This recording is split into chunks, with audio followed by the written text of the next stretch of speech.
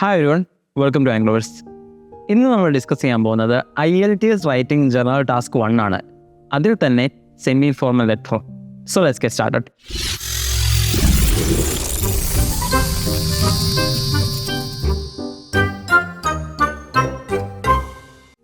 IELTS general ട്രെയിനിങ്ങിലെ task on ലെറ്റേഴ്സിനെ പറ്റി ഒരു ബ്രീഫായിട്ടുള്ള ഇൻട്രൊഡക്ഷൻ നമ്മൾ മുമ്പ് പറഞ്ഞിരുന്നു. പക്ഷേ എങ്കിലും നിങ്ങളുടെ ഓർമ്മ ഒന്ന് പുതുക്കാൻ വേണ്ടി ജസ്റ്റ് ഒന്ന് പറഞ്ഞു പോവാം. 3 രീതിയിലാണ് നമ്മൾ റൈറ്റിംഗ് ടാസ്ക് 1 തരംതിരിക്കുന്നത്: formal, semi formal and informal. Formal എന്ന് പറയുന്നത് നിങ്ങൾക്ക് വേണ്ട രീതിയിൽ അറിയാത്ത ഒരാളോട് അല്ലെങ്കിൽ അൺനോൺ ആയിട്ടുള്ള ഒരാളോട് എഴുതുന്ന ഒരു ലെറ്ററിനെയാണ് ഫോർമൽ ലെറ്റേഴ്സ് എന്ന് വിളിക്കുന്നത്.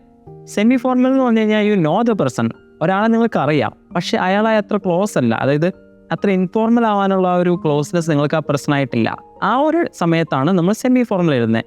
ആൻഡ് ഫൈനലി ഇൻഫോർമൽ, നിങ്ങളുടെ ഫ്രണ്ട്സിനോടോ ക്ലോസ് റിലേറ്റീവിനോടോ എഴുതുന്ന ലെറ്റേഴ്സ്, അതായത് ഏറ്റവും ക്ലോസ് അക്വൈൻറ്റൻസിനോട് എഴുതുന്ന ലെറ്റേഴ്സ്. ഇതിൽ തന്നെ ഏറ്റവും മെയിനായിട്ട് സെമി ഫോർമൽ ലെറ്ററാണ് നമ്മളിന്ന് ഡിസ്കസ് ചെയ്യുന്നത്. നമുക്കൊരു ക്വസ്റ്റ്യൻ ഇപ്പോൾ സ്ക്രീനിൽ കാണാൻ പറ്റും. You are unable to attend the farewell party for your manager at work. Write a letter to him or her. In your letter say why you can't come. എന്തുകൊണ്ട് നിങ്ങൾക്ക് attend ചെയ്യാൻ പറ്റില്ല, എന്തുകൊണ്ട് നിങ്ങൾക്ക് വരാൻ പറ്റില്ല എന്ന് എഴുതണം ലെറ്ററിൻ്റെ അകത്ത്. Tell them what you valued about working for him or Har. അവരുമായിട്ട് വർക്ക് ചെയ്യുമ്പോൾ നിങ്ങൾക്ക് ഏറ്റവും പ്രധാനപ്പെട്ടായി തോന്നിയത്, ഏറ്റവും വാല്യൂ ചെയ്തത് എന്താണെന്ന് ലെറ്ററിൽ മെൻഷൻ ചെയ്യണം. And finally give him or her your best വിഷസും അറിയിക്കണം. ഓക്കെ, ഒരു semi formal IELTS general writing task 1 question ഏകദേശം ഇതുപോലെ ഇരിക്കും. ഇതുപോലെ 3 സബ് പോയിന്റ്സ് പറഞ്ഞിട്ടുണ്ടാവും. അത് നമ്മൾ പാരഗ്രാഫുകൾ എഴുതേണ്ടി വരും. But before going to that നമുക്ക് ഇതിൻ്റെ സ്ട്രക്ചർ അറിഞ്ഞിരിക്കേണ്ടതുണ്ട്. സ്ട്രക്ചർ എങ്ങനെയാണെന്ന് നമുക്ക് നോക്കാം. ഇപ്പോൾ നമുക്ക് സ്ക്രീനിൽ കാണാൻ പറ്റുന്നതാണ് സെമി ഫോർമൽ ലെറ്ററിൻ്റെ സ്ട്രക്ചർ. ഇവിടെ നമ്മൾ പല രീതിയിലാണ് പാരഗ്രാഫുകൾ ധരിക്കുന്നത്, മെയിനായിട്ട് 6 രീതിയിൽ. ഏറ്റവും ആദ്യം തന്നെ നമ്മൾ ചെയ്യേണ്ടത് എന്താണെന്ന് വെച്ച് കഴിഞ്ഞാൽ ഈ പേഴ്സണെ നമ്മൾ അഡ്രസ്സ് ചെയ്യണം. നിങ്ങൾക്ക് ഡിയർ വെച്ച് സ്റ്റാർട്ട് ചെയ്യാം. ബട്ട് ഡിയർ വെച്ച് സ്റ്റാർട്ട് ചെയ്യുമ്പോൾ തന്നെ അയാളുടെ പേര് നേരിട്ട് വിളിക്കാനുള്ളൊരു പരിചയം നിങ്ങൾക്ക് അയാളില്ല. ബിക്കോസ് നിങ്ങളുടെ ബോസാണ്, എസ്പെഷ്യലി ഈ ഒരു കോണ്ടെക്സ്റ്റിൽ. അയാളുടെ സെക്കൻഡ് നെയിം വെച്ചിട്ടായിരിക്കും ഡിയർ ചേർക്കുക. അതിനോടൊപ്പം തന്നെ മിസ്റ്റർ ചേർത്തതിന് ശേഷം അയാളുടെ സെക്കൻഡ് നെയിം വെച്ചിട്ടായിരിക്കും നിങ്ങൾ ഈ പേഴ്സണെ അല്ലെങ്കിൽ ലെറ്റർ എഴുതുന്ന ഒരാളെ അഭിസംബോധന ചെയ്യേണ്ടത്. After that you have to write the purpose why you are writing this letter. ഇവിടെ പ്രിസൈസ് ആയിട്ട് പറയുകയാണെങ്കിൽ you will be not able to attend the farewell party, you are unable to go to the event എന്നുള്ളതാണ് ഇവിടെ particularly നിങ്ങൾ mention ചെയ്യേണ്ട കാര്യം. After എന്താ പറയുക, നിങ്ങൾ അയാളെ അഭിസംബോധന ചെയ്തതിന് ശേഷം you have to write the purpose of why you are writing. അതിനുശേഷമുള്ള 3 പാരഗ്രാഫുകളിലാണ് നമുക്ക് ചോദ്യത്തിൽ തന്നിട്ടുള്ള 3 ബുള്ളറ്റ് പോയിന്റ്സ് എഴുതേണ്ടത്. For example paragraph 2 first bullet point. ഇവിടെ ഫസ്റ്റ് ബുള്ളറ്റ് പോയിന്റ് എന്ന് പറയുന്നത് why you can't come, the reason why you are not going to attend the event എന്നുള്ളതാണ്. അതിനുശേഷം second bullet point, third bullet point.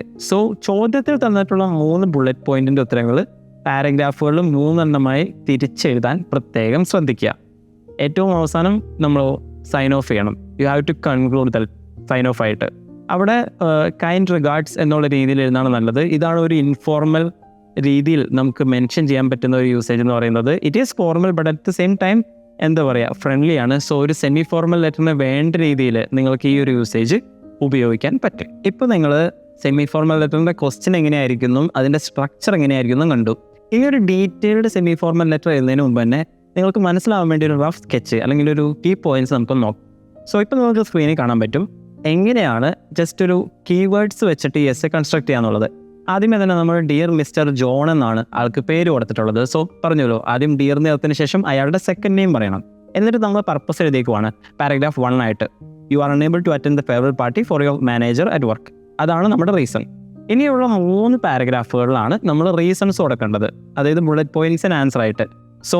Paragraph 2 say why you can't come എന്ന് പറഞ്ഞെടുത്ത്, അതായത് എന്തുകൊണ്ടാണ് നിങ്ങൾക്ക് attend ചെയ്യാൻ പറ്റാത്തത് എന്ന് ചോദിച്ചെടുത്ത് ജസ്റ്റ് റഫായിട്ട് എഴുതിക്കുവാണ്. ഇത് ഡീറ്റെയിൽഡ് എസ്സേ അല്ല കേട്ടോ, ഇത് ഡീറ്റെയിൽഡ് ലെറ്റർ അല്ല, റഫായിട്ട് എഴുതിക്കുവാണ്. വെഡിങ് ആനിവേഴ്സറി ആണ് കാരണം.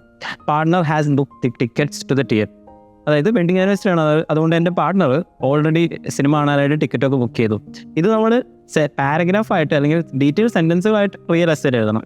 പിന്നെ tell them what you valued about working for him or Har. അതായത് എൻ്റെ ബോസിനെ വേണ്ടിയിട്ട്, അതായത് മിസ്റ്റർ ജോണിന് വേണ്ടി വർക്ക് ചെയ്തപ്പോൾ ഏറ്റവും കൂടുതൽ വാല്യൂ ചെയ്തത് എന്താണെന്ന് ചോദിക്കുവാണ്. അവിടെ പറയുവാണ് എന്താ പറയുക, felt welcome when you supportive encourage to develop strengths, അതായത് ഒരു പുതിയ ആളായിരുന്നപ്പോൾ എന്നെ നല്ല രീതിയിൽ വെൽക്കം ചെയ്തു, സപ്പോർട്ട് ചെയ്തു, കുറച്ചും കൂടെ ഡെവലപ്പ് ചെയ്യാനും എൻ്റെ കഴിവുകൾ വാർത്തെടുക്കാനും നല്ല രീതിയിൽ എൻകറേജ് ചെയ്തു എന്നൊക്കെ പറയുവാണ്. And these things could be converted in two sentences when you type the actual essay. And finally give him or her your best wishes. So as in like hope you will have a wonderful retirement എന്ന് പറയുവാണ്. And it was a sign off. So നിങ്ങൾക്ക് if you have enough time just ഒരു rough sketch ആയിട്ട് ഇങ്ങനെ എഴുതി നോക്കാവുന്നതാണ്, പെട്ടെന്ന് കിട്ടുവാണെങ്കിൽ. Now let's look at the real essay. So ഒരു പ്രോപ്പർ സെമി ഫോർമൽ ലെറ്റർ ഇതുപോലെ ഇരിക്കും. ഞാൻ വായിക്കാം. Dear mister John. Okay, so നമ്മൾ ആളെ അഭിസംബോധന ചെയ്തു. I appreciate you inviting me to your farewell party on Saturday, May 15th.